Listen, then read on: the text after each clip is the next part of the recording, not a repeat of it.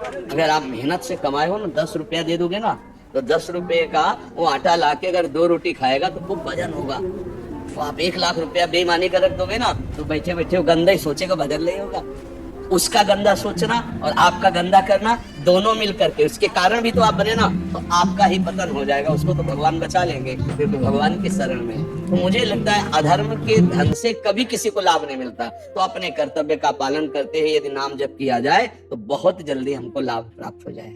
बहुत सुंदर मतलब ये चर्चा होती है, अगर आप लोग इसको धारण कर ले तो निहाल हो जाएगा। सच्ची कह रहे, ये जो बातें हैं ये बहुत सुंदर जीवन को पुष्ट करने वाली हैं, पर आप धारण कर ले तो बात है।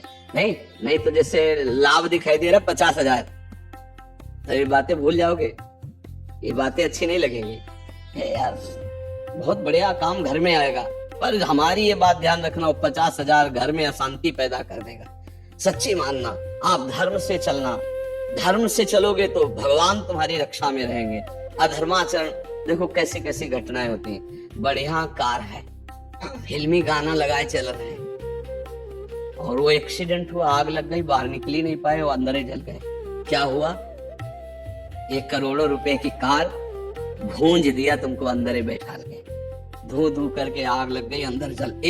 ऐसे जलना चाहते हो या भगवान के आनंद में चिंतन करके शरीर छोटे और फिर दाह संस्कार हो? ऐसे ये सब लोग भगवान के नाम का कीर्तन करते हैं जा रहे, फिर आपका अंतिम संस्कार, वहां जीवित जल गए। क्या हो सकता है? एक एक पल तुम्हारे कर्म का हिसाब होगा, एक एक सेकंड का।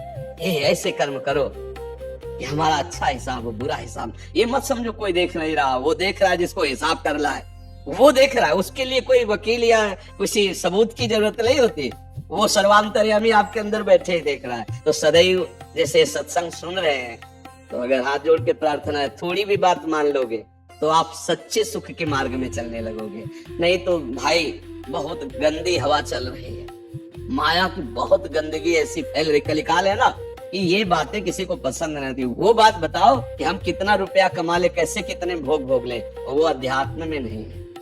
आपको सच्चे धोखे में मत रहना। अध्यात्म में है, जितना आप धर्म से चलोगे उतना सुखी होगे, और लोक में जितना धन मिल जाएगा उतना सुखी माना जाएगा। लेकिन वो सुख नहीं है, वो चंद मिनट के लिए हाइलोजन की तरह जलेगा, फ्यूज हो जाएगा। और धर्मात्मा दीपक की तरह जलेगा, पर बहुत काल तक चलता रहेगा। इन बातों का चिंतन कीजिए, खूब नाम जप कीजिए और भगवान के भरोसे रहिए, गंदे आचरण में